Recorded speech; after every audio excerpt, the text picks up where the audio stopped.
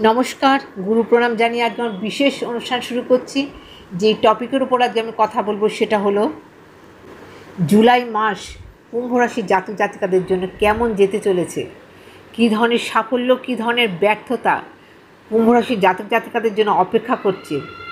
সাফল্যে পৌঁছাতে গেলে, চূড়ান্ত সাফল্যে পৌঁছাতে গেলে ঠিক কী ধরনের পথ চলা উচিত সেই পরিকল্পনার কথা আজকে আমি বলবো। তার আগে জানাবো ট্রানজিট বা গোচর ফল। 13 জুলাই শনি মীন রাশিতে বক্রি হচ্ছে, 18 জুলাই বুধ কর্কট রাশিতে বক্রি হচ্ছে, 16 জুলাই রবি কর্কট রাশিতে প্রবেশ করছে, 26 জুলাই শুক্র মিথুন রাশিতে প্রবেশ করছে, 28 জুলাই মঙ্গল কন্যা রাশিতে প্রবেশ করছে। রাহু থাকছে কুম্ভ রাশিতে, শনি থাকছে মীন রাশিতে, মঙ্গল থাকছে কেতুযুক্ত হয়ে সিংহ রাশিতে, বৃহস্পতি থাকছে মিথুন রাশিতে। এবং 16 জুলাই শনি চন্দ্র একত্রিত হবে, পুনর্ভূ যুগের সৃষ্টি হবে। 22 এবং 23 জুলাই চন্দ্র, শুক্র এবং বৃহস্পতি একত্রিত হবে।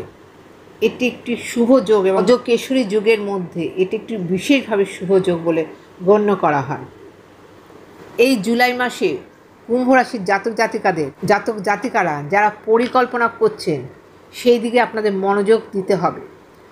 পরিকল্পনা অনুযায়ী আপনারা কাজ করুন, এই দিকে আপনারা ফোকাস করুন, বিশেষভাবে পজিটিভিটি পাবেন। কর্মক্ষেত্রে আপনার ধারণা যেগুলো করছেন সেগুলো বিশেষ করে অ্যাপ্রিসিয়েট হবে বা আপনার প্রশংসা পাবেন। আর্থিক লাভের সম্ভাবনা রয়েছে, তবে টাকা ধার দেওয়া এড়িয়ে চলবেন। বাড়িতে বা পরিবারে কোনো অশান্তি হতে পারে, সেই দিকে সাবধানে থাকবেন বা অ্যালার্ট থাকবেন। স্বাস্থ্য মোটামুটি স্বাভাবিক থাকবে। আপনাদের খাদ্যাভ্যাসের দিকে বিশেষভাবে নজর দিন।